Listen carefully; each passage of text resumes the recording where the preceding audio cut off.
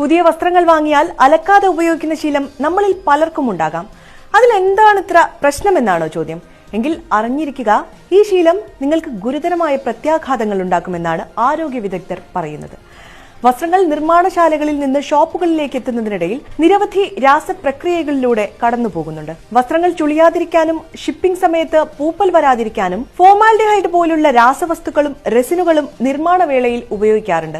ഇത് നേരിട്ട് ശരീരത്തിൽ തട്ടുന്നത് കോണ്ടാക്ട് ഡെർമറ്റൈറ്റിസ് പോലുള്ള ചർമ്മരോഗങ്ങൾക്കും കടുത്ത ചൊറിച്ചിലിനും കാരണമാകുന്നു. വസ്ത്രങ്ങൾക്ക് ആകർഷകമായ നിറം നൽകാൻ ഉപയോഗിക്കുന്ന അസോഡൈകൾ വിയർപ്പുമായി കലരുമ്പോൾ ചർമ്മത്തിലേക്ക് ആഗിരണം ചെയ്യപ്പെടാൻ സാധ്യതയുണ്ട്.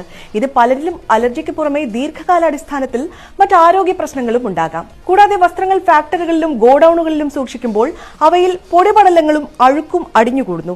വസ്ത്രനിർമ്മാണത്തിന്റെ വിവിധ ഘട്ടങ്ങളിൽ പല കൈകളിലൂടെ ഇത് കടന്നുപോകുന്നതിനാൽ രോഗാണുക്കളുടെ സാന്നിധ്യം ഉണ്ടാകാനുള്ള സാധ്യതയേറെയാണ്.